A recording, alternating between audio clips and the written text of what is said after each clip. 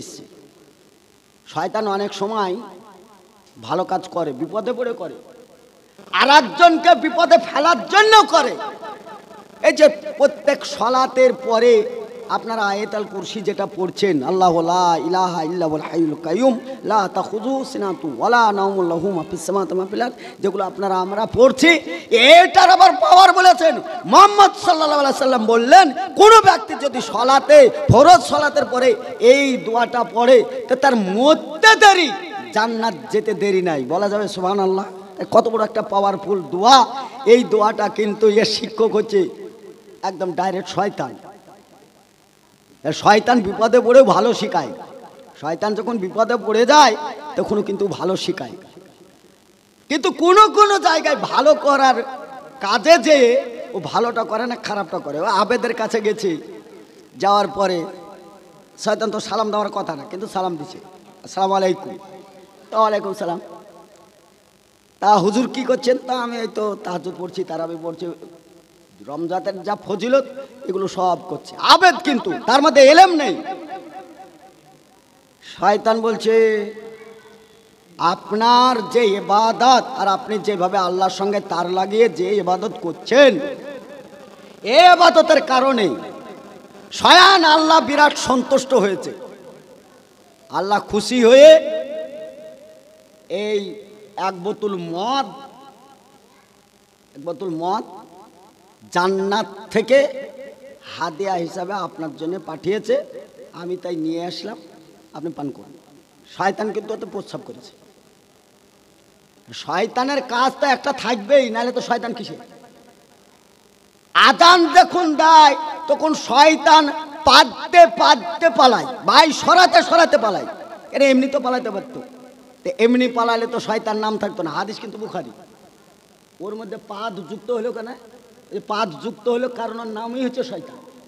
ওই যে না পারত তাহলে শয়তান যুক্ত হইতো না। একবার বুখারীর হাদিস, হাওয়া ছাড়তে ছাড়তে পালায়। আমার কথা হচ্ছে শয়তান এমনি পালালে পালাতে পারত, যে হাওয়া ছাড়তে ছাড়তে পালায়, এই হাওয়া ছাড়াটা হচ্ছে শয়তানি কাজ। মানে ও শয়তান, তার একটা কাজ শয়তানি থাকবে। এখন নামাজ যখন আবার তাকবীর দিয়ে নামাজে যখন দাঁড়ায়, দ্রুত গতি শয়তান আসে, আসার পরে রুকুতে বা সেজদায় যায়, তখন শয়তান দ্রুত গতি এসে পাছায় ফু মারে। পাছায় ফু, এই ফু মারা, পাছায় ফু মারলে মনে হচ্ছে বাইশরে গেছে, বাইশরে গেছে, একটা সন্দেহজনক। এই যে টাল বাহানা, কি হলো রে, নামাজটা বাইশরে গেল নাকি বাইশরে, এই যে সন্দেহ, মানে নামাজের খসুটা নষ্ট হয়ে যায়। এর জন্যে রাসূল সাল্লাল্লাহু আলাইহি সাল্লাম তিনি বলেছেন, ওই বাইশরার দুটো নিয়ম আছে। একটা, সেই জায়গা থেকে যদি বাতাস আসে তাহলে আওয়াজ হবে, সেটা হয় যদি প্রধানমন্ত্রী হোক, আর যদি এইটা মনে করে বাইশ হলে কিন্তু তার পুপা আওয়াজ হবেই, ওর ওখার জায়গা নেই। আল্লাহ রাসূল বললেন, আওয়াজ যদি একটু মিহি সুরেও হয়, তুমি তো বুঝতে পারবে, কেউ না বুঝতে পারুক, তাহলে তুমি নামাজটা ছেড়ে দেবা। নাম্বার 2, আওয়াজ পেলে না, কিন্তু যে গোডাউন থেকে বাতাস আসে সে কিন্তু যতই ভালো চিন্তা ভাবনা করো, তার কিন্তু একটা দুর্গন্ধ আছে। সেই দুর্গন্ধ শট করে যে নাকে লাগবে, তখনও জানবে যে না, আমার বয়স হয়ে গেছে, এবার আর আমার এখানে টিকে থাকা হবে না, এই জামাতে থাকা হবে না, তখন বেরিয়ে যেতে হবে। তাহলে বোঝা গেল, জোরে আওয়াজ পেতে হবে না, তবে আসতে হলেও তার দুর্গন্ধ পেতে হবে। তাহলে জানতে হবে যে এতে আমার ওযু নষ্ট হয়েছে, নষ্ট হয়ে গেলে তাকে বেরিয়ে যেতে হবে। এই দুটো ছাড়াই বাইশরে গেল নাকি, এই যে বাতাস বাতাস মনে ভাব হচ্ছে, কিন্তু দুর্গন্ধও নাই, আওয়াজও নাই, তাহলে জানবে যে শয়তান তোমাকে ওয়াসওয়াসা দিয়ে নামাজ থেকে ভটকাছে। কারণ প্রথম নামাজের হিসাব আল্লাহ নেবে, নামাজ সলেট হলে সে জান্নাতে চলে যাবে, আর নামাজ থেকে ভটকাতে পারলে শয়তান কামিয়াব হবে। তাই পাছে ফু দেয়, বুখারীর হাদিস। এখন আবেদের কাছে নিয়ে এসে ধরেছে কি, মদের বোতল। ওকে বলছে জান্নাতি শারাব, আর জান্নাতে শারাবের কথা এসছে, সেও তো জান্নাতে শারাব, কিন্তু শয়তান তাতে প্রস্রাব ফেলেছে। আবেদ তো বড়টা খুশি, যাকরে আল্লাহর ইবাদত করছি, সবাই এলাকার ঘুমাচ্ছে আর আমি একাই মসজিদকে জাগিয়ে রেখেছি, ইবাদত করছি, তাহলে তো মাশাআল্লাহ, আল্লাহ হয়তো সন্তুষ্ট হয়ে এই ফেরেশতার মাধ্যম দিয়ে আমাকে শারাব পাঠিয়েছে। এখন বলেন, ওই শারাব পান করার পরে যেহেতু শয়তানের মুখ ওটা হারাম, ইমান থাকবে, ইমান থাকার কথা। তাহলে ওর আবেদগিরি গেল। কিন্তু কোনো মৌলবীর কাছে, আলেমের কাছে বা কোনো জ্ঞানী ব্যক্তি কোরআন হাদিস সম্বন্ধে যাদের জ্ঞান আছে, ধারণা আছে, তার কাছে গেলে পরে প্রথম তার টার্গেট হবে পৃথিবীতে জীবিত মানুষের জন্য জান্নাতের কোনো নমুনা আসবে না। জান্নাতের পুরো বাজারটাই হচ্ছে মরার পরে, অর্থাৎ দুনিয়াতে আসবে না। এই এলেমটা আপনার তো থাকা দরকার। আবেদ হলে তো এটা থাকবে না। তাহলে আপনাকে এলেম কালাম যদি আপনার যথেষ্ট থাকে, তাহলে কমসে কম শয়তান আপনাকে ভটকাতে পারবে না, পারার কথাও নাই। তাহলে শয়তানের রসওয়াসা থেকে বাঁচতে গেলেও, শয়তানের প্রবচনা থেকে বাঁচতে গেলেও, দান খায়রাতে বাধা দেয় শয়তান, তা থেকে বাঁচতে গেলেও আমাকে সামান্য হলেও এলেম কালাম আমার দরকার। রাত্রি জাগরণ করব, তার জন্য আমার কোরআন দরকার। কিয়ামতের মাঠে, কিয়ামতের মাঠে সঙ্গী সাথী কেউ থাকবে না। ইয়া আইয়ুহাল্লাযিনা আমানু ইন্না মিন আজওয়াজিকুম ওয়া আওলাদিকুম ফিতনাতুন শব্দ এসেছে, কোরআনে ফিতনা শব্দ এসেছে। তাহলে নিশ্চয়ই ইমানদার বান্দা জেনে রাখো, তোমার বিবি, তোমার বাচ্চা কাল কিয়ামতের মাঠে হয়ে ফিতনা দাঁড়াবে। আর যাদের জন্য আমরা এত টাকা পয়সা খরচ করি, বাড়ি গাড়ি ধন দৌলত এত কিছু করার পরে কাল কিয়ামতের মাঠে যদি তারাই ফিতনা হয়, তাহলে উদ্ধারের কোথায় পাবেন বলেন? যারা এখানে আছেন, এই আপনারা, আমরা, আপনাদের মতন আমাদের মতন আমার বাপ মা সংসার করেনি। আপনার মতন আমার মতন এই মসজিদে আমার বাপ বসছিল না। আপনার মতন আমার মতন আমার মা কি তারাবে পড়েনি? আপনার মতন আমার মতন আমার বাপ মা কি আমাদেরকে মানুষ করেনি? আপনি যেমন আপনার ছেলের সন্তান মানুষ করছেন, তারা কোথায়? আর তারা তো যেখানে যাওয়ার সেখানে চলে গেছে, শেষ ঠিকানায় পৌঁছে গেছে। আপনি ছেলে হিসাবে করুনি কি বলেন? বলেন তেনারই তো সম্পদ ছেড়ে দিয়ে গেছেন, সেই বাপের ভিটেতেই তো বাস করছেন। আপনার করুনি কি? আমার বাপ যদি জাহান্নামে গ্রেপ্তার থাকে আর আমি যদি 2000 টাকা দিই, তার বিনিময়ে যদি আমার বাপ যদি কবরের আযাব থেকে রক্ষা পায়, এই কৃতজ্ঞ ছেলে হওয়া দরকার। এইটা হতে গেলেও তো এলেম লাগবে, এইটা হতে গেলেও তো কালাম লাগবে। আপনার কাছে টাকা আছে, দান করে দিলেন 5000, উদ্দেশ্য কি? কেন দান করলেন? আপনাকে টার্গেট নিতে হবে যে আমার ছেলে 3টে বেঁচে আছে, আমার ছেলে 1টা চলে গেছে, ওটাও থাকলে খেত, আমার সঙ্গে একই বিছানায়, একই চাদর, একই মশারির তলে সে আমার সঙ্গে থাকতো। সে আমার রেহেম, আমার রক্ত, আমাকে ছেড়ে সে কবরে চলে গেছে। সে আলাদা একটা বিছানা আছে, কি অবস্থায় আছে আমার কাছে তো খবর নেই, আমার কাছে জানা নেই। কিন্তু খবরের মালিক তো একজন আছে, খবরের মালিক একজন নেই? সেই মালিককে আপনি রিভিউ করেন, মালিককে হাওলা করেন যে মালিক, দুনিয়াতে থাকতে গেলে তো এই মাসে হয়তো 5000 টাকা তার খরচ করতে হতো, তার বাজার করতে হতো, তার চটি কিনতে হতো, তার জামা কিনতে হতো, তার হয়তো আরো আসবাবপত্র কিনতে হতো। এই টাকাটা আমার ছেলে আমাকে ছেড়ে চলে গেছে, অনেক সম্পদ, আমি 5000 টাকা দিলাম, বিনিময়ে আমার ছেলে যেন কবরে শান্তিতে থাকে। তাহলে বোঝা গেল হ্যাঁ আপনি একটা বাপ, যে ছেলে সম্বন্ধে আপনার ধারণা আছে, ছেলের ওপর দরদ আছে। যেই 3টে আছে তার জন্য জমি জায়গা রেজিস্ট্রি করে রোডের ধারে সবগুলাই লাখ লাখ টাকা রেজিস্ট্রি করে দিচ্ছি, আমি তো সেই বাপটা। কিন্তু আমার আর একটা ছেলে কবরে গেল, তার জন্য 5000 টাকা বরাদ্দ করতে পারি না। এটা আবার বলা লাগে না, এর জন্য আবার আলাদাভাবে কিছু বলা লাগে? সেটা তো আপনার বিবেক। আর সেই টাকাগুলো দান যদিও বা কেউ 5000 করছে, তার দোয়া দেখে মনে হয়েছে যে আল্লাহ কি জাহান্নামের দোয়া চলছে। দোয়া করা দেখে মনে হয়েছে এই দান তো এইখানেই শেষ হয়ে গেল। বাবু নামে ভাই আমার দক্ষিণ পাড়া হতে 5000 টাকা দিল দিনই প্রতিষ্ঠাতে। আল্লাহ পাক তুমি ওগো করিও কবুল, মাগ ফেরাত করে দিও জীবনের ভুল। যার জন্য দান করা হলো সে পড়ে থাকলো, বাবু কলি পিছনে পড়ে থাকলো, আলেমদের কাজ। আর এই পদ্য করা হাদিসে পরিষ্কার হারাম। আর এই সমাজের লোক যে পদ্য বলতে পারে সেই মৌলবীর ভাও বেশি, তাকে নাহলে আদায় হবে না। আদায় কে দিচ্ছে? আপনারা টাকা দিচ্ছেন, ভূতে তো টাকা দেয় না, এখানে টাকা তো আপনারা দিচ্ছেন। মানসিকতা কেন এরকম? কেন আপনাকে আমি দোয়া করব তাই পার হবে না আপনি? আমি দোয়া করব ছন্দ ছন্দে, আলিয়ারা বেলি মেরা হইত, আলিয়ারা বেলিয়ারা মিলে 2 জোনা, হাজারো টাকা দিল শুনো হে রব্বানা, গুনে গেথে দিও তুমি জান্নাতে ঠিকানা, জান্নাতে খাওয়াও তুমি আম জাম কলা, অন্ধকার কবরেতে জেলে দিও আলা। অন্ধকারে যেয়ে দেখ আলো তোর কোন বাপ জ্বালছে।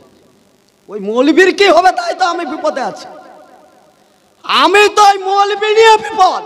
যারা করে কি আছে কি, এই হাদিস বই এইভাবে আদায় করা পরিষ্কার হারাম, ছন্দে ছন্দে আদায় করা বুখারীর হাদিস। কেন মানেন না? আপনি তো বুখারী পড়েই মৌলবী হয়েছে, কে মানবে? আপনি সমাজকে ভটকেছেন। এই সমাজ ভটকানোর কারণে এই আলেমরা কোথায় যাবে? আলেম আর তাদের পিছনে পড়ে আছে। এই এলাকা দখল আছে আফজালের নামে। ওর নামও যেমন আফজাল, ওর ভিতরটাও জাল। ওর মধ্যে ভালো কিছু আমি দেখতে পাই না। সোশ্যাল মিডিয়ায় যেহেতু বক্তব্য, তো সোশ্যাল মিডিয়ায় তো তার বদনাম করতে হবে, তাকে সাবধান করলে তো তাতেই করতে হবে। সে তো বড় আলেম আপনাদের নজরে। তা আমরা আলেমরা পিছিয়ে আছি হাদিস কোরআন থেকে। আপনাদেরকে কি বিদ্যা দেবো বলেন? বলেন কি বিদ্যা দেবো? এই মসজিদটা করতে হবে, এর টার্গেট আমরা হয়তো 5 বছর 7 বছর থেকে ভাবছি, এই করব এই করব। গ্যাস ভাইকে বললাম ভাই করেন, একটা তো টার্গেট নিয়ে ওই জায়গাটা কিনলাম, ওই জায়গাটা মসজিদ করব। হাদিস কোরআন ঘাটতে ঘাটতে দেখা গেল যে মেয়েদের পৃথকভাবে মসজিদ হবে না, অর্থাৎ জায়গাটা কিনলাম বটে, মসজিদ করতে পারলাম না। তাহলে টার্গেটটা আরও 10 বছর আগে থেকেই ছিল বলে জায়গাটা কেনা হয়েছে, পারলাম না। হাদিস কোরআন নেই, ওখানে মসজিদ করতে পারলাম না, মেয়েদের পৃথক নামাজ হবে না, একই মামার। তারপরে এই জায়গাটাকে নিয়ে ভাবতে ভাবতে ভাবতে কয়েক বছর থেকে বলছি ভাই এটা নিয়ে ভাবেন, ভাই এটা নিয়ে ভাবেন ভাবেন। ভাবতে ভাবতে আমাদের চিন্তা ভাবনা আসলে না করতে হবে, এখন করতেই হবে। এটা যখন ব্রেনে আমাদের এসছে, টাকা কে দেবে? কে দেবে বলেন? আপনি চিন্তা ভাবনা করেন টাকা আপনাকে লাগবে না? আপনি এইখানে টাকা দেবেন মসজিদটা করব বলে, আপনার নিয়াত থাকতে হবে যে এই টাকাটা দিলাম আমার বাপ বাবাকে যদি দুনিয়ায় না নিয়ে আসতো, ট্যাবলেট ইঞ্জেকশনের দ্বারাতে যদি আমাকে শেষ করে দিত, আমাকে কিছু করার ছিল না। আলহামদুলিল্লাহ আমার বাপ মার অরুষাদ থেকে, তাদের রক্ত থেকে আমি দুনিয়ায় এসেছি। আমার বাপ মা আমাকে ছেড়ে চলে গেছে, আমার করণীয় হচ্ছে আমি তাদের ছেলে। আমার সম্পদ অনেক আছে মাশাআল্লাহ, আমি কিছু হলেও তো আমার বাপ মায়ের জন্য একটা অংশ রাখবো। দান করার তো সহজ উপায়। দান কে করে? আমি আমার ব্যক্তিগত কথা বলছি, আপনাদের কথা, আপনাদের টাকার হিসাব আমার নেই। আমার ওই 1000-1200 টাকা আমার এই জাকাত হিসাবে উঠল। সুবহানাল্লাহ, জাকাত তো সে মিসকিনদেরকে দিতে হয় বলে মিসকিনদেরকে জাকাত দিতে গেলাম। প্রত্যেকটা বাড়িতে জিজ্ঞাসা করছে বাবা টাকাটা কিসের? একজনকে বললাম টাকাটা আমার ক টাকা ছিল গো, তার জাকাত উঠেছে। আমার তো বাপ সংসার চলছে, আমি এই টাকাটা নিতে পারবো না। বাপ মেয়ে মানুষ, সর্বনাশ। আমার ইমান মজবুত আছে বলে আমি জাকাতের টাকা বলতে গেলাম, আর এরা মিসকিন, সংসার চলে না, এর ইমান কত মজবুত। না বাবা আমার টাকা লিব না, ওই টাকা লিব না, বাবা চলছে চলুক। মেয়ে মানুষ বেধবা, তার মুখে ভাষা শুনে আমার দাঁত কবাটি লেগে গেছে। আপনার দান লেয় কে গো? কে দান লেয়? শেষ মাস আর দেখলাম যে এ তো আর উদ্ধার হলো না। সে আমার একটা মেয়ে, তাকে কোলে নিলাম, নিয়ে আমি চালাকি করে বললাম দেখো আমার মেয়ে তোমাদেরকে ক্ষীর সময় খেতে পয়সাটা দিচ্ছে, লাও। তখন গায়ে হাত দিয়েছে, তোমার মেয়ে বড় হোক, তোমার মেয়ে ভালো থাক, তোমার আল্লাহ তোমাকে একটা রহমত দিয়েছে। একই টাকা জাকাত বলেছি, টাকা নেয়নি। ক্ষীর সময় খাবা, আমার মেয়ে তোমার বাড়ি এসছে, দাও গো। তখন তারা নিয়েছে। আপনার টাকা লিয়ার লেগে বসে আছেন। ফকির বলে তার মান সম্মান নেই, ফকির বলে তার ইজ্জত নেই। কে টাকা চাই আপনার? আমরা আছি হ্যামসাম পোশাক পরে, এখানে ইমামতি করে রাজার মতন মাদ্রাসা চালাইতে হবে, বসে রুমাল পেড়ে ফকিরের মতন।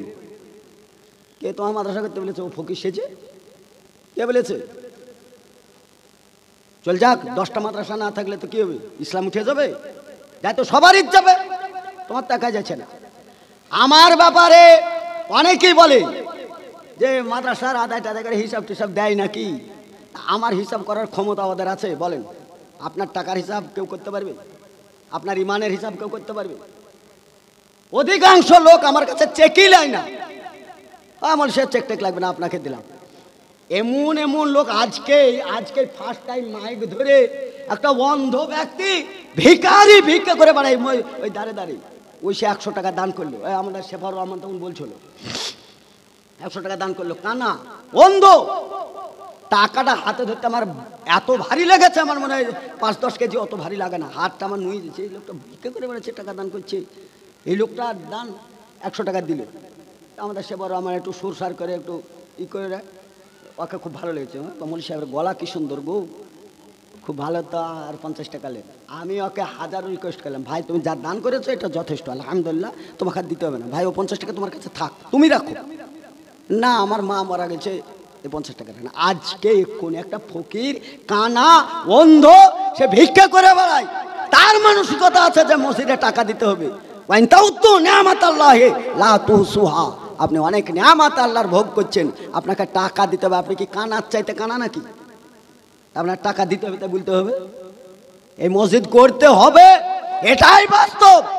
আমার বাপ মা কি হালাতে আছে আমার জানা নেই, আমার টাকার মাধ্যম দিয়ে, এইটা দিয়ে আমার বাপ মায়ের ঋণ শোধ করতে, এটাই আমার দরকার মনে করে দান করবেন, এটা নিয়াত করবেন। সে 10 টাকা পারেন আর 10,000 টাকা পারেন আর 10 লাখ বলেন, একটা নিয়াত থাকবে। ইমাম বুখারী রাহমাতুল্লাহ তিনি নিয়াতের হাদিস নিয়ে এসেছেন, নিয়াতের হাদিস নিয়ে এসেছেন। চলুন একটা অ্যাঙ্গেল ছেড়ে দিয়ে এসেছি ওইদিকে, ওই দিকটা ধরি। দান কাকে বলে?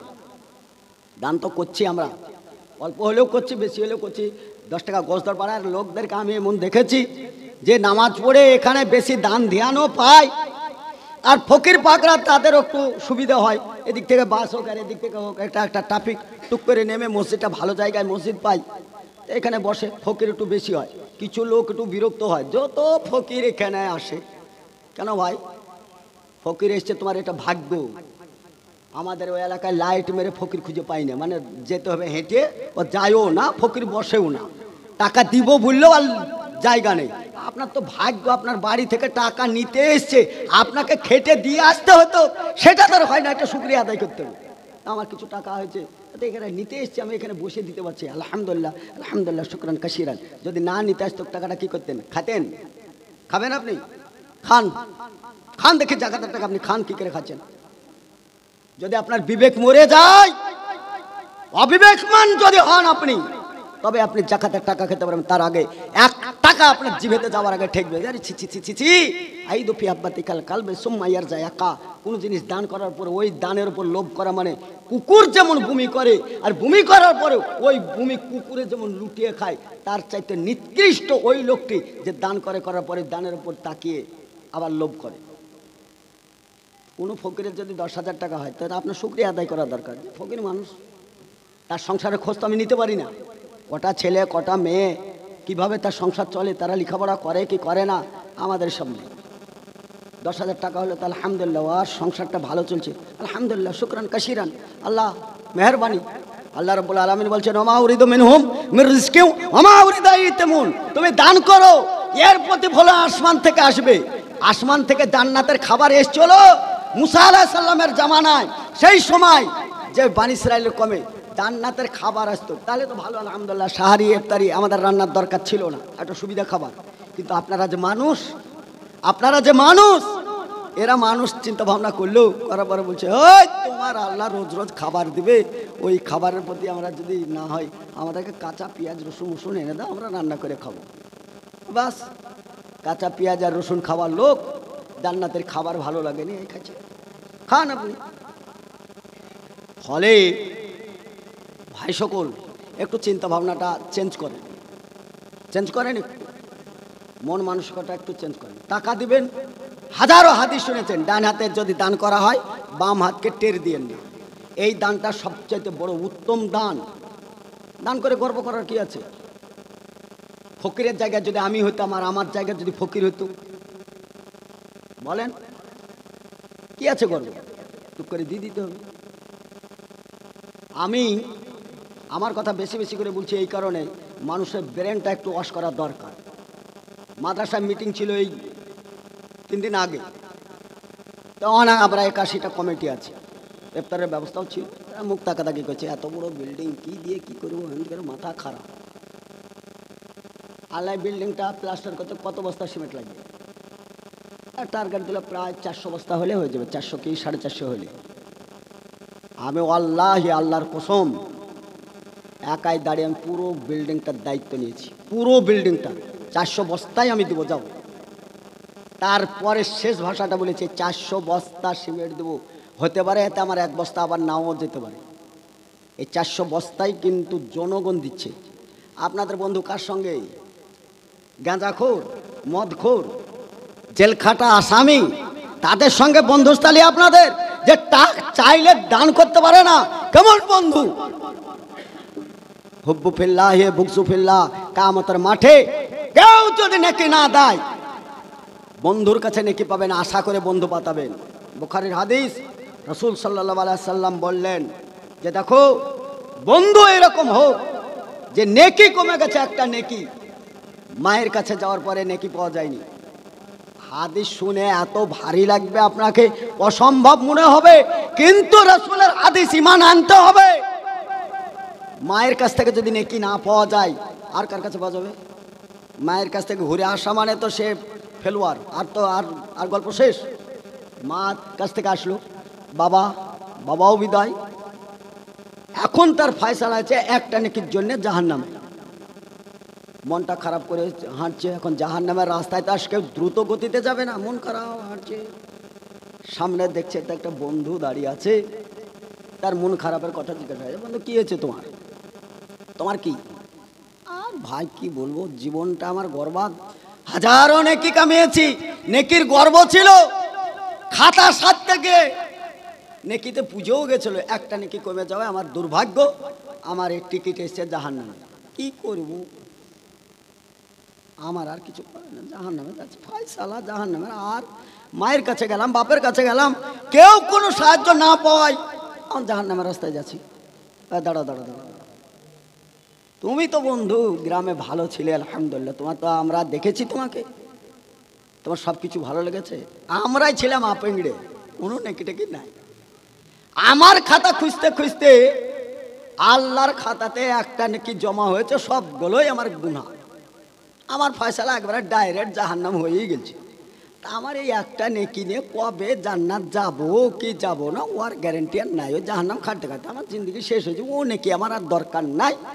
তুমি তো বাঁচো, আমার এই নেকিটা লাও, তুমি জান্নাতে যাও, আমি এমনও জাহান্নামের প্যাসেঞ্জার, ওমনও প্যাসেঞ্জার, এই রাস্তা থেকে তুমি তো ওই রাস্তায় যাও, আমি এই রাস্তায় যাই।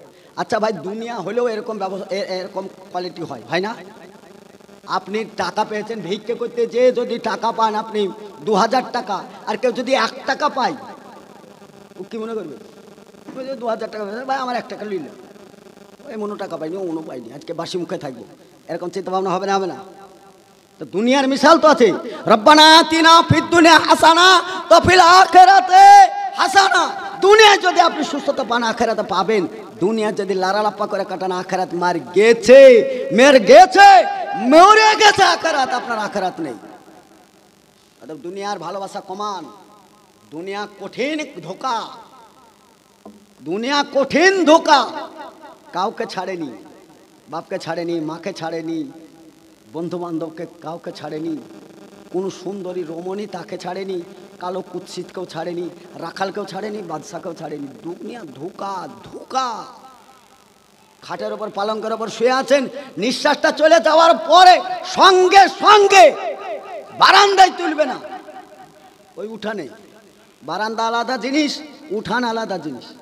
ভাঙা চকি ওই ইসের তলে, সিঁড়ির তলে পড়েছিল, ওইটা নিয়ে এসে ওর ওপর ঢেকে দিয়ে, ওই খাট তো দূরের কথা, পালাঙ্গায় ওপরে উঠাবে না, ঘরের বারান্দায় তুলবে না, উসরায় তুলবে না, একবারে। সেটা আপনারা দেখেছেন, আমি বললেই আর কি, সে তো দেখেছেন, আপনারা দেখেন তো, কত ভিআইপি লোককে ছিঁড়া চাদর দিয়ে ঢাকা দেখলেন। বন্ধুর ওই নেকিটা এই বন্ধুকে দান করায় আল্লাহ রাব্বুল আলামিন। এখন তো আর কেউ নাই, এখন তো আল্লাহর খেল। আল্লাহ দাঁড়া, কি করলি তোরা? আপোষে কি করছিলি তোরা বল? আল্লাহ তোমার ফয়সালা তো মেনে নিয়েছি, তোমার ফয়সালা তো অসন্তুষ্ট না, তুমি জাহান্নামে বলেছো জাহান্নামে, ওকে জান্নাত দিয়েছো, তোমার জান্নাত, ফয়সালা আমরা মেনে নিয়েছি। এটা আমার হিসাবে একটা নেকি দাঁড়িয়েছে, আর ওর হিসাবে সবই নেকি দাঁড়িয়েছে, একটা গুনাহ দাঁড়িয়েছে।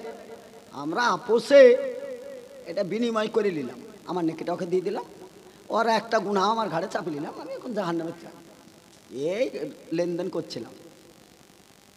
আল্লাহ রাব্বুল আলামিন দেখেন, আল্লাহ আল্লাহ আল্লাহু আকবার, আল্লাহ কাকে বলে? আরে দাঁড়া দাঁড়া দাঁড়া দাঁড়া, তোরা এক অপরের উপর মহব্বত করতে পারিস, এই কঠিন দুর্দিনে তুই নেকি দান করতে পারিস, আর আমি আল্লাহ তোদের গুনাহগুলোকে মিটিয়ে আমি জান্নাত দিতে পারি না?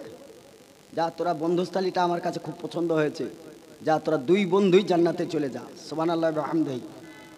বন্ধু বাছাই করে করতে পারেন না? নেকির কথা শুনলে তো খুব মনে হয় 1 টাকা দান করলে 70 টাকা দান বলে, তার দান খুব ঝেড়ে ঝুড়ে পকেট খালি করে দান করছেন মৌলবীদের কথা শুনে।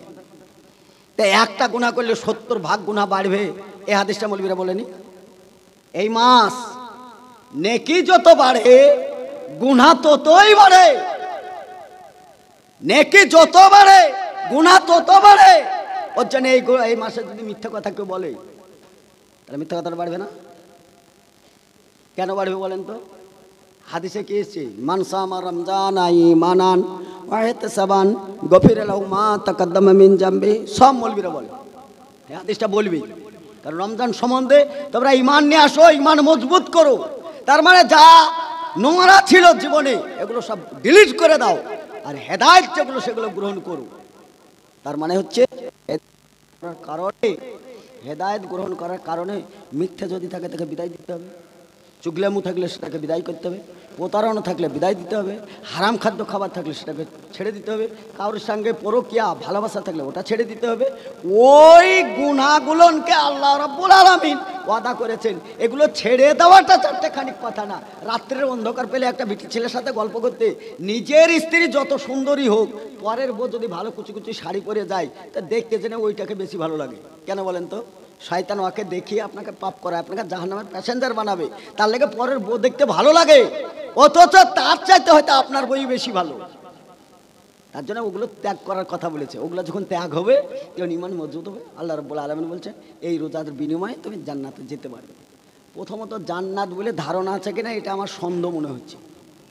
কিছু কিছু হুজুরদের যা কারবার দেখি আমি, আরে বেদাতীদের কথা তো কানে নেওয়া যায় না, হেদায়েতেরা যা করে তাতে আমার মনে হয় জান্নাত কি হারিয়ে গেল নাকি না জাহান্নামও বলতে ভয়টাই। ওই আমি তো দেখতে পাচ্ছি জাহান্নামে যে যেতে হবে ফায়সালা, মানুষ মরার পরে দুটো ঠিকানা, এক জান্নাতে আর না তো জাহান্নামে, তাছাড়া আর কোনো তো ঠিকানা নাই।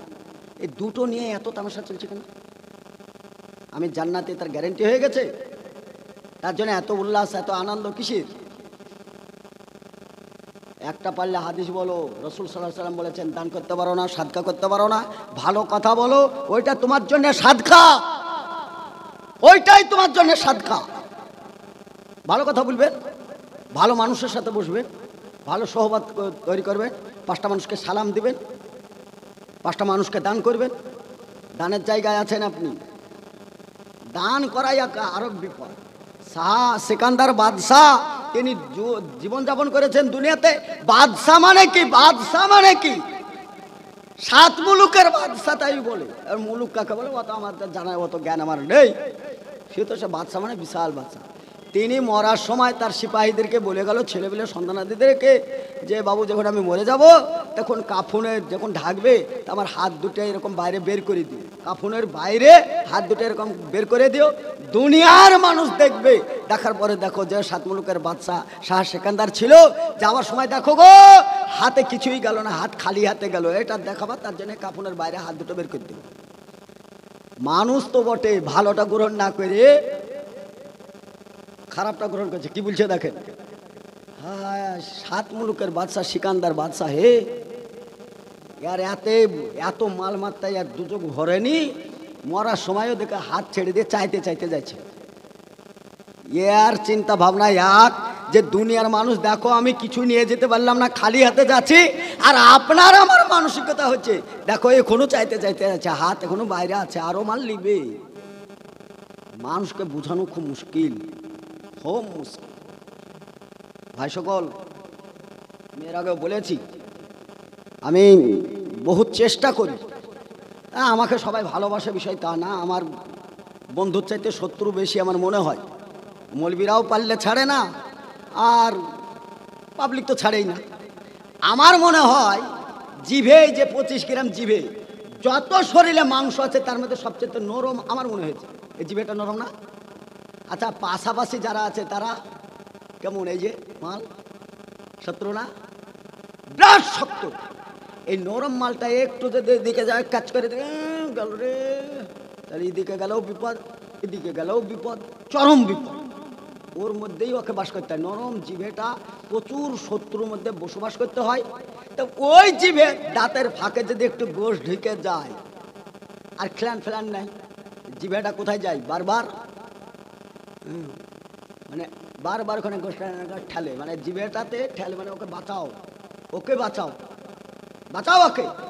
হলো না তখন একবারে সেক্রেটারির কাছে পাঠায়, যে একবারে ব্রেনে দেয়, খিলমিল দিয়ে ডাক্তারের ফাঁক থেকে বের করবো, নাহলে অশান্তি। এখন তার খিলান দিয়ে বের করার পরে যখন শান্তি হয়, তখন জিভেও আরাম পায়, দাঁতও আরাম পায়। আমরা হাজার শত্রুর মধ্যে মোটা মোটা হাড় গালা মেরে মুচড়ি কে দেয় বলেন তো? এই শত্রুগুলা নি দেয়। হাড় খাওয়ার ক্যাপাসিটি জিভের নাই, দাঁতেরই আছে। তো দাঁতের সঙ্গে ভালো ব্যবহার দেখালছে বলেই মোটা মোটা হাড় গালা ভেঙে ভেঙে সুস্বাদুটা ওই 25 গ্রাম নরম মাংসতে দিয়েছে। তাহলে আপনার মধ্যে যে হাজারো শত্রু থাকে, আপনি দুনিয়ার কোন বুখারি খুঁজে লাভ কি? আপনার দাঁত গোলান্দের দিকে তাকাবেন না, জিভেটার দিকে তাকাবেন। এর দাঁতের ফাঁকে যদি জিভে বেঁচে থাকতে পারে, শত্রুর মধ্যে আমি বেঁচে থাকতে পারবো। কিন্তু জিভের মতন ব্যবহারটা আপনাকে ভালো করতে হবে, জিভের মতন ব্যবহারটা ভালো করতে হবে। চলেন, বক্তব্য অনেক দূরে চলে গেছে, গুছিয়ে নিয়ে আসি, না তো তোমার ফজর হয়ে যাবে। এতে কাফের কথা বলছিলাম। আব্দুল্লাহ ইবনে আব্বাস রাদিয়াল্লাহু তাআলা আনহু, যিনি বড় আলেম, রাসূল মুফাসসিরিন, এই সূরাটা অবতীর্ণ হওয়ায় সাহাবীরা সব কান্নাকাটি করে বেকুল। তিনি সূরাটা পড়ে মানে মতলব করলেন, করার পরে সব চুপচাপ হয়ে গেল। পৃথিবীর শ্রেষ্ঠতম মানুষ মুহাম্মদুর রাসূলুল্লাহ সাল্লাল্লাহু আলাইহি সাল্লাম দরদ ভরা কণ্ঠে সাল্লাল্লাহু আলাইহি সাল্লাম যদি বলতে পারি, তা আমার লাভ হচ্ছে সঙ্গে সঙ্গে 10টা গুনাহ ঝরে যাবে। ওই ঝর্ণা জায়গাটায় 10টা নেকি দিয়ে পূরণ করা হবে। বলা যাবে একবার সুবহানাল্লাহ? আচ্ছা বলুন তো দেখি, একটু আগে আমি বয়ান করছিলাম, একটি গুনার জন্যে মানুষ বিপদে ছিল, তাই না? 10টা নেকি যদি পাই আমি, কতটা উপকার হবে? প্রচুর উপকার। এই রাসূল সাল্লাল্লাহু আলাইহি সাল্লাম যখন জিবরিল আমিন বললেন, আমার সঙ্গে আর একটা ফেরেশতা এসেছে, মালাকুল মউত, আল্লাহ তাআলা ডাকো তাকে। তিনি আসলেন, আসার পরে রসুলের চাদরটা প্রচুর জ্বর, থর থর করে কাঁপছেন।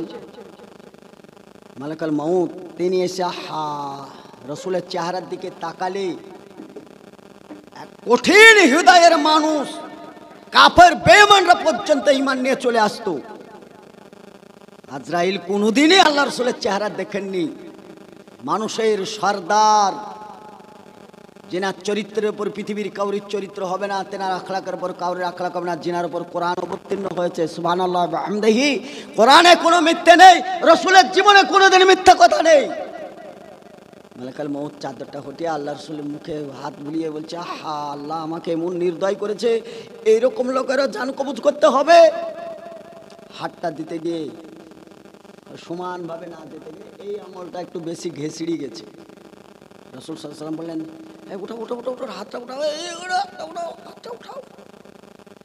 হাতটা উঠিয়ে বলছেন যে, আগো ইয়া রাসূলুল্লাহ, আপনি হাত উঠাতে বলছেন, বিষয় কি? যে তুমি তো আমার বুকের ওপর মনে হচ্ছে উহুদ পাহাড় রেখেছো, আমি সহ্য করতে পারছিলাম না, তাই তোমাকে হাতটা টানতে বললাম। মালাকুল মউত তিনি বলছেন যে, আমি তো আদরের হাত আপনার উপর ভোলাছিলাম ইয়া রাসূলুল্লাহ, আমি তো বেয়াদবি করিনি, যে তোমার ওই আদরের হাতটাই আমার কাছে উহুদ পাহাড় মনে হয়েছে। হওয়াটা স্বাভাবিক, এর জন্য হাদিস কোরআনের জ্ঞান থাকা দরকার। জিবরিল আমিন যিনি ফেরেশতা, তার এক একটা ডানায় 600 করে পাখা, দুটো ঝাপটা দিলে একদম সপ্তম আসমান থেকে জমিনে চলে আসতেন। সুবহানাল্লাহ বিহামদিহি। কত পাওয়ার! 600 ডানা দুটো ঝাপটা দিয়ে যদি পৃথিবীতে চলে আসতে পারেন, তার ওজনটা আদরেরই হোক আর কড়াই হোক, শক্ত হওয়াতে স্বাভাবিক। টানো টানো টানো, হাতটা টানো। হাতটা টেনে নিয়ে বলছেন, আচ্ছা তুমি জান কবুজ করার সময় কি এই করেই করো? ইয়া রাসূলুল্লাহ, আমি তো জান কবুজ করিনি তো। এটা আপনার গায়ে আমি আদরের হাত বোলাচ্ছিলাম। এতেই যদি এই অবস্থা হয়, তাহলে এই জান কবুজের মধ্যে আমার উম্মতরা স্বামীর, আমার উম্মত থাকবে, এতে গোস্তর পাড়ার লোক থাকবে। হ্যাঁ, তা তো থাকবে, যেহেতু দায়িত্বটা আমারই, সে তো থাকারই কথা। আল্লাহ রাসূল বললেন, গোটা উম্মত, সারা পৃথিবীতে যত উম্মত আছে, তাদের পাপাচারের সাজা এবং তাদের কঠিনভাবে জানটাকে কবুজ করা, সেইটা না করে ওদের সমস্ত কষ্টটা আমার বুকের উপর দিয়ে আমার জানটাকে কবুজ করা হোক। সুবহানাল্লাহ। আপনি কার দায়িত্ব নিয়েছেন? এরকম যন্ত্রণার দায়িত্ব কার নিতে পারবেন মনে হচ্ছে? পারবেন না, অসম্ভব। একটা শিক্ষিত ছেলে অনেক টাকা বেতনে চাকরি করে, সে তার মাকে এসে বলছে, মা তুমি আমাদের জন্য অনেক কষ্ট করেছো, ভিক্ষে টিকে করে খাই মানুষ করেছো, এখন তো মাশাআল্লাহ আমি বড় চাকরি করি, তো মা বাপের ঋণ শোধ করতে পারা যায় না, হুজুররা বলে, মৌলবীরা বলে, তা আমার তো মনে হয় তোমার ঋণ শোধ করে দিতে পারবো। তা মা তোমার কি চাইছে, তোমার চাহিদাটা বলো, আমি তোমার ঋণ শোধ করবো, আজ থেকে শোধ করতে রাখবো যতদিন বেঁচে থাকবা।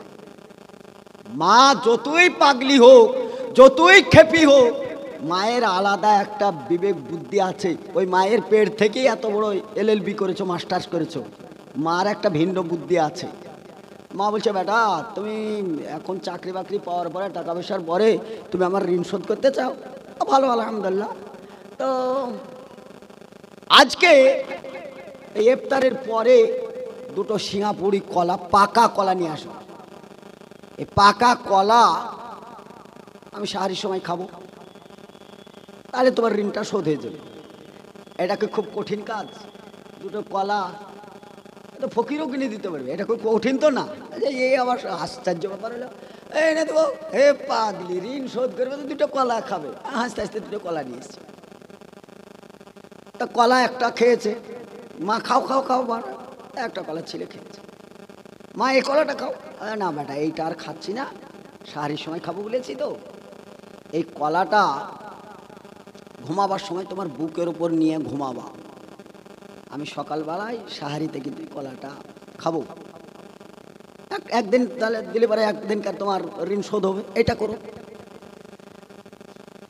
হাদিসে এসছে, মানুষ ঘুমালে পারে অর্ধেক মউত, আর নাওমু নিসফুল মউত। মানুষ ঘুমিয়ে গেলে মরে যায়, দুনিয়ার সম্বন্ধে কোনো ধারণা থাকে না, স্বপ্নে যা দেখে তা ছাড়া। কলা জোগাল দিতে দিতে দিতে এক টাইমে ঘুম চলে এসছে। তো ঘুমিয়ে থাকলেই তো হবে না, চিত হয়ে তার ঘুমিয়ে থাকতে পারে না। এ কোট মারতে যে কলা পড়ে গেছে একেবারে নিচে। এখন নিচে যদি কলা পড়ে আর কোট যদি মারে, কলার অবস্থাটা কি? কলা কলা থাকবে না, কলা এখন একবারে আলোচনা হয়ে যাবে, কলার কাজ শেষ। মুখ টুক ধুয়ে, মা তো খুব ভালো করেই জানে, মা তো ভালোই জানে, বলে বেটা তুমি তো, সে আমার ঋণ শোধ করে বলে তো কলা নিয়ে এসেছিল, তা কলাটা দাও, খাবার তো টাইম হয়েছে। কলার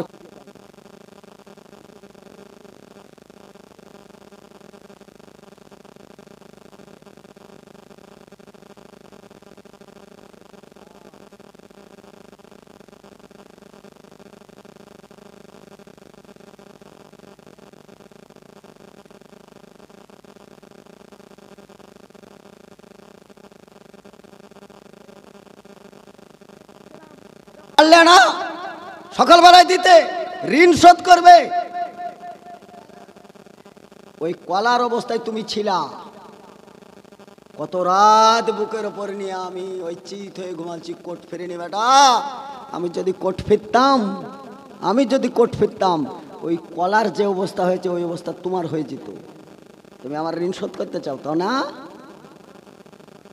আল্লাহু আকবার, আল্লাহু আকবার। নবী মুহাম্মদ রাসূলুল্লাহ সাল্লাল্লাহু আলাইহি সাল্লাম বললেন, সমস্ত উম্মত তাদের কষ্টটা আমার বডির উপর দিয়ে আমার জানটা কবুজ করা হোক, তাদেরকে রিহাই দেওয়া হোক। হাতটা উঠিয়ে নিয়ে মালাকাল মউত বসে থাকে, বসে থাকে, বসে থাকে। ওপর থেকে অর্ডার আসলো, ফায়সালা হলো যে কোরআনের মর্যাদা, এই মাসের মর্যাদা, ফায়সালা আসলো, আমায়ান্তিকু আনিল হাওয়া ইন হুয়া ইল্লা ওয়াহয়ুন ইউহা। নবী কোনো কথা নিজে থেকে বলতেন না, আসমান থেকে ফায়সালা আসলো, হে মুহাম্মদ সাল্লাল্লাহু আলাইহি সাল্লাম, আপনার উম্মতদেরকে বলে দেন প্রত্যেক ফরজ সালাতের পরে পরে সে যদি আয়াতুল কুরসি পড়ে তাহলে আপনার মৃত্যুটা আপনার যে হালকা হয়ে হচ্ছে এই রকমই হালকা তাদের হবে। মায়ের দুধ বাচ্চা যেমন ঘুমিয়ে গেলে কোনো টের পায় না, অনুরূপ ভাবে যদি এই ফরজ সালাতের পরে আয়াতুল কুরসি পড়ে তাহলে তার জান কবুজ হয়, বাচ্চা ছেলে ঘুমানোর মতন, ও মৃত্যুতে টের পাবে না। সুবহানাল্লাহ ওয়া বিহামদিহি। আচ্ছা ভাই, নামাজ না পড়ে আয়াতুল কুরসি পড়া যায়? নামাজ না পড়ে কি আয়াতুল কুরসি পড়া যায়? তাহলে মৃত্যুর যদি হালকাটা নিতেই হয় আপনার কি করা দরকার? কমসে কম নামাজের সঙ্গে সঙ্গে আয়াতুল কুরসিটা শেখা দরকার। আয়াতুল কুরসি শিখবেন তা আমাকে 20,000 টাকা বেতন দেবেন? আপনার মৌত থেকে বাঁচছেন, হালকা হচ্ছেন, আপনি 6,000 টাকার মৌলবি খুঁজে বেড়াচ্ছেন কেন? আজও 3,000 টাকার মৌলবি খুঁজে বেড়াচ্ছেন মানে? আমি যা আলেম তার চাইতে বড় আলেম জাকির নায়েক রাখতে হবে সমাজে। সমাজের পরিবর্তন চাই। লাফড়া বাদ দেন, জাল বাদ দেন। জাল হাদিসের কবলে সমাজকে নষ্ট ভ্রষ্ট করে ছেড়ে আমরা বলতে গেলে 10 হয়ে যায়, তাই না? তোমরা ধোয়া তুলসীর পাতা। এখনো বলছি সোশ্যাল মিডিয়ায় আলেম সমাজ খুব সাবধান, আলেম সমাজ খুব সাবধান। সমাজ আপনাদের দিকে তাকিয়ে আছে। যতটুকু পড়াশোনা করেছেন ততটুকু বলবেন, জানেন না বলবেন না। ভাই আমার এতটুকু জানা ছিল, এতটুকু পারলাম, আমি পারলাম না। আগ্রাম বাগরাম বলে 3 ঘন্টা তোমার কাটাতে হবে, কে বলেছে? আগ্রাম বাগরাম বলে 6 ঘন্টা তোমার গজল বলে কাটাতে হবে কেন? সে গজলের মানে মতলব তো সব গোলমাল। যে গজল বলে তারা তো মানে মতলব মনে হয় বুঝে কিনা আল্লাহ জানে। এমন এমন গজল বলে তো মসজিদে বলা যাবে না। আর সবটাই গানের সুর, গজলের সুর এখন আর নাই, সব গানের সুরে গেলছে। নায়ক গায়কার কণ্ঠ কিনে নিয়ে চলে আসবে। কদিন এক বাদাম আলা, তার বাদাম বিক্রি করতে যত ক্যাপাসিটি করা সে করেছে, তার বাদাম বিক্রি করা নিয়ে কথা। ওরে আল্লাহ, বাদাম আলা তো বাদামে গেল গেল, প্রত্যেকটা হুজুর এই বক্তারা বাদাম বাদাম করতে লাগলো স্টেজে। কেন? একটা কোন মাতাল বলেছে একটা চা বানায়ও আমার জন্যে, সেই এলাচ দিও চিনি সামান্য। বক্তারা দেখছি সব স্টেজে স্টেজে চা খেয়ে বেড়াচ্ছে আর এই সামান্য সামান্য এলাচ চিনি করে বেড়াচ্ছে। কেন ভাই? কেন? তোমার যোগ্যতা সব হারিয়েছে। ওই মাতালের এলাচ আর চিনি তোমার জালসাই ভুলতে হবে। পরিবর্তন হন। সমাজ নষ্ট করার মূলতাই মোল্লার গোষ্ঠী। খুব সাবধান। যারা কমিটি পক্ষের লোক আপনাদেরকে বলছি, দুটো হাদিস শুনবেন, সহি হাদিস শুনবেন, মানসিকতা চেঞ্জ করেন। 10টা হাদিসে 10টা গজল বলে সময় নষ্ট করার সময় আর নেই। গজল বলে আর জাল হাদিস বলে কোথাকার ঘটনা কোথায় বলে মানুষকে তালগোল লাগিয়ে সমাজ নষ্ট করে। মানুষ এখন তাল পাচ্ছে না যে আসলে হাদিস কোরআনটা কি। এক মৌলবি এক বলছে, আর এক মৌলবি আর এক বলছে। এখন পাবলিকের মুখেই শুনছি। ওই মৌলবি নিয়ে আসলে তো ওই শুনবেন আপনি। এক হজরত মৌলবি, সেই লাল দাড়ি, তার বায়ান তো মাশাআল্লাহ সোশ্যাল মিডিয়া খুললেই পাওয়া যায়। কি যে বলে আর কি যে করে, আর তাদেরকে নিয়ে মাতামাতি করে। আমি কাউরে গিল্লাগবাদ করা ছাড়াই সাবধান করছি। বহুদিন আগে জালসা ছেড়ে দেওয়ার চিন্তা ভাবনা নিয়েই ফিল্ডে থেকে আউট হবো, করবো না জালসা। মাওলানা আব্দুল আজিজ আব্দুর রহমান ফাইজি বারহেট মাদ্রাসার প্রধান শিক্ষক, উনি সভাপতি ছিলেন। ওনার সভাপতিতে বক্তব্য রাখা কাউরির আর জুটে না। আমি বক্তব্যটা রাখার পরে আমি সত্যি কথা বলতে বক্তাদের বক্তব্য কানে লাগায় আমার একবারে আর শরীরে আর সহ্য হলো না। হচ্ছে এই ফিল্ডেই থাকবো না, এমন দরকার নেই। জাহান নামের যাকে সমাজ, সমাজ যে কোন সমাজের লোক কন্ট্রোল করে না, আমার করে লাভ নেই। সভাপতি সাহেব গায়ে হাত বলে বলছে, মাওলানা যদি আপনারাও ছেড়ে দেন তাহলে এই ফিল্ডে আর কে থাকবে? গোল ধরাই লোক থাকবে না, তখন সবই তো ফাঁকা। ফিল্ডে থাকেন, আপনাদের মতন লোক দরকার। তাই ভাই দুটো লোকও তো বদলাই, কেউ বদলাক নাই না বদলাক, আমারও তো গোটা দুনিয়ার জিম্মেদারি আমি নিইনি, গোটা জিম্মেদারি আমার নয়। তবে গোসদার পাড়ার লোককে প্রাণ ভরে দোয়া করি, কারণ এরা একটা জিনিস বুঝেছে, হাত খুলে দান করার কথাটা বুঝেছে। সোশ্যাল মিডিয়ায় যেতে পারে এটা যায় তো সব আবার গোতপাড়ায় দান করে, রে সালাফি বলেছে সবার এখানে হুড় জমাবে, আও বলা মুশকিল। দানটা হাত খুলে করে। মোড়ের মাথায় সব দোকান, বিড়ি সিগারেট বিক্রি করে না, টিভি তাস নাই, আচ্ছা তার কি নিবে এই যুগে? আওয়াল ভাইরা বিড়ি বেচত, শামীম বেচত, আনোয়ার ভাইরা বেচত, একটাও বেচে না। ওরা বুঝতে পেরেছে যে না, হালালের মধ্যে সামান্য 1 টাকা 2 টাকা হারাম ভরে এই সমাজ নষ্ট করবো না, নিজে ছেড়ে দিয়েছে, ফকির হয়ে গেছে। বিড়ি বাঁধার বিরুদ্ধে বক্তব্য রাখছি ওই বিড়ি কোম্পানিতে, আর বড় বড় শায়েখরা মাদানি পাশ করে বড় বড় টুপি মাথায় দিয়ে বিড়ির পয়সা নেওয়ার লেগে ভিড় একবারে লাইন দিয়ে বসে আছে, বক্তব্য কাজে লাগবে? ওরা তো মাদানি, ওরা তো আমাকে দেবে পেদানি। আমি ওদের বিড়ির বিরুদ্ধে বলছি, আমার আর জায়গা হলো না ওখানে, আর ওখানে মুরগির ট্যাং চিবাচ্ছে। তোর ট্যাঙের আমার দরকার না, ওই মদিনা হোটেলে 2টা রুটি খেলে আমার দিন চলে যাবে, তোর ট্যাঙের আমার কি দরকার? আমি ওখানে খেলামও না, তোর পার্লামেন্টে থাকলামও না। বড় বড় শায়েখ, তাদের নাম করছে না, তেনারা বসে আছেন, তাদের টাকা লাগলো, ফজর পর্যন্ত জোগাল দিচ্ছে। আগলদার না রাখলে হবে, হুজুররা জোগাল দিচ্ছে বিড়ি কোম্পানিকে, টাকা নেবে, বিড়ির টাকা নিয়ে মাদ্রাসা চালাবে, কোরআন চালাবে বিড়ির টাকা দিয়ে। কি মানসিকতা? ওই কোম্পানি যদি পৃথিবীতে না থাকে তো কোরআন উঠে যাবে? উঠে যাবে? কিন্তু আলেমরা চাইলে চেঞ্জ করতে পারত, করেনি। ভাই সকল, এখন আর আদায় সময় না, যেহেতু রাত্রে এটা জাগরণের, অনেক কথা বললাম, 12টা বেজেই গেল, 12টা 10, সামনে আর 11 রাস্তা নেই। যে কথাটা আল্লাহ রসুলের বলতে চাইছিলাম, ও কথাটা বলতে গেলে অনেকটা সময় যাবে, আর আমি ওদিকে যাচ্ছি না। যে ইবনে আব্বাস রাদিয়াল্লাহু তাআলা আনহু, তিনি ছিলেন ইতিকাফে, কথাটা বলার দরকার। তিনি ইতিকাফে ছিলেন, আর একজন গরিব দুস্থ মসজিদে এসে দেখলো তো কেউ নেই, কিন্তু তার অভাব আর বলার সুযোগ, দূর করে বেরিয়ে চলে যাচ্ছে। ইতিকাফ ছেড়ে দিয়ে ওই লোকের পিছন পিছন গিয়ে আব্দুল্লাহ ইবনে আব্বাস রাদিয়াল্লাহু তাআলা আনহু ওই লোকের অভাবের কাজটা সামান্য হলেও মিটালেন, কিছু হলেও তেনার উপকার করলেন। লোক কিন্তু বলাবলি করতে লাগলো, আর সাহাবে, অন্যান্য সাহাবেরা বলাবলি করতে লাগলো, রে ইয়ে কোন লোক রে, ইতিকাফ ভেঙে এই করে বেড়াচ্ছে, কে ইতিকাফ হবে? আপনিও বলবেন, আমরাও বলবো। রাসূল সাল্লাল্লাহু আলাইহি সাল্লাম বললেন, হাদিসটা আমি দেখলাম সম্ভবত ফাজাইলে আমাল, হাদিসটা তাহাক্কিক করে নি, জালও হতে পারে, তারপর আগে ক্ষমা চাইছি।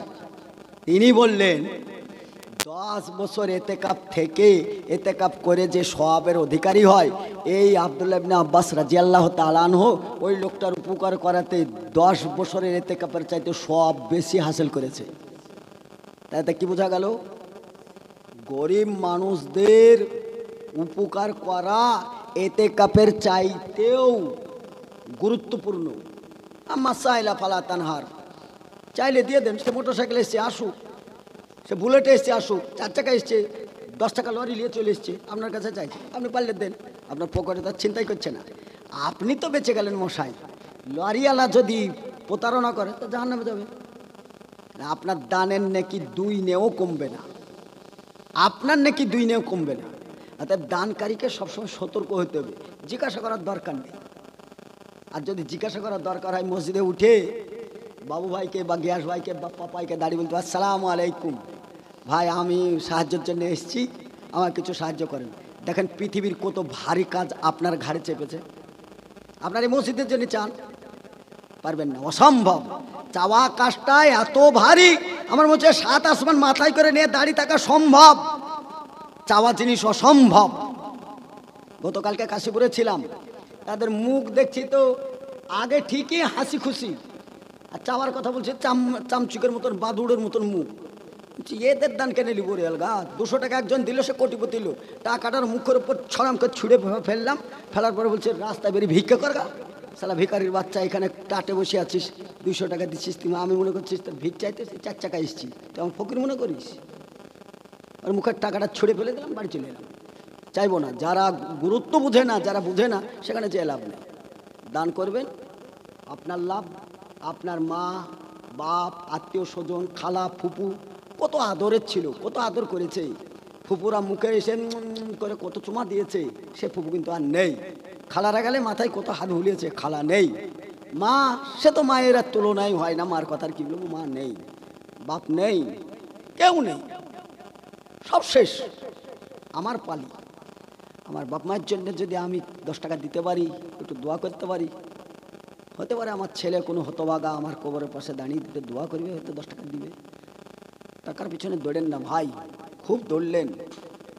মা বাপের দিকে তাকান, ছেলে সন্তানের দিকে তাকান। টাকা পয়সা দান করতে পারলেন না, আপনাকে কিয়ামতের মাঠে কৈফিয়ত দিতে হবে না, কিন্তু ছেলেবেলে মানুষ না করলে কৈফিয়ত দিতে হবে। ছেলের মুখে খাবার তুলে দেন, এটা সাদকাই নেকি। স্ত্রীর মুখে খাবার তুলে দেন, সাদকাই নেকি। সে তো পরের মেয়ে, আপনি জিম্মা নিয়েছেন, তার তো জিম্মাদারি পালন করতে হবে, এটা সাদকাই নেকি। অনেক সাদকার নেকি আছে। 5টা মানুষকে দান করতে পারলেন, সালাম দেন, মিষ্টি মুখে কথা বলেন, সাদকাই নেকি। পারলে দান করেন, সাদকাই নেকি। সব গলায় নেকিতে অ্যাড হবে। আল্লাহ আমাদেরকে হেফাজত করুক, আল্লাহ আমাদেরকে হেদায়েত দান করুক। ভাই, বলার মাধ্যমে আমি অনেক কথা বলেছি, কারণ অপমান আর কত হব, সব জায়গায় অপমান অপমান। আলেমরা হচ্ছে নেতৃত্ব দেবে গো, আলেমরা ইমাম নেতৃত্ব দেবে।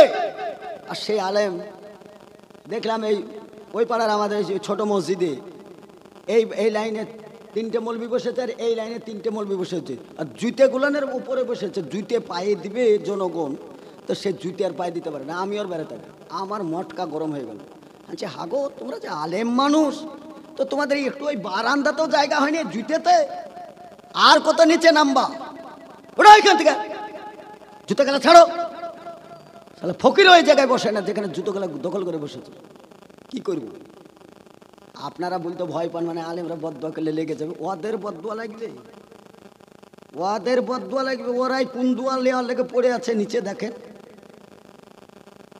মাজলুম হন, বদদোয়া করার কাজে লেগে যাবে। ইমানদার হন, ছেলে কান্না করছে, ফু দিলে ছেলে চুপে যাবে। ভূমিকম্প হচ্ছে, ফু দিলে বন্ধ হয়ে যাবে। ভূমিকম্প থরথর করে হচ্ছে, আমার রাতে আল্লাহ হাতে থাবা দাঁড়া, কিসের হিলা? ইন্না রাজনা আমানাত আলা সামাওয়াতি ওয়াল আরদ, আমানত গ্রহণ করতে পারো না, এবার ভূমিকম্প। কিসের ভূমিকম্প? ফ্রাম করে জমিনে এক থাবা মারল, জমিনের হিলাহুলি বন্ধ হয়ে গেল। ভূমিকম্প যাদের থাবাতে বন্ধ হয়ে যায়, সেই জাতি কোন জাতি?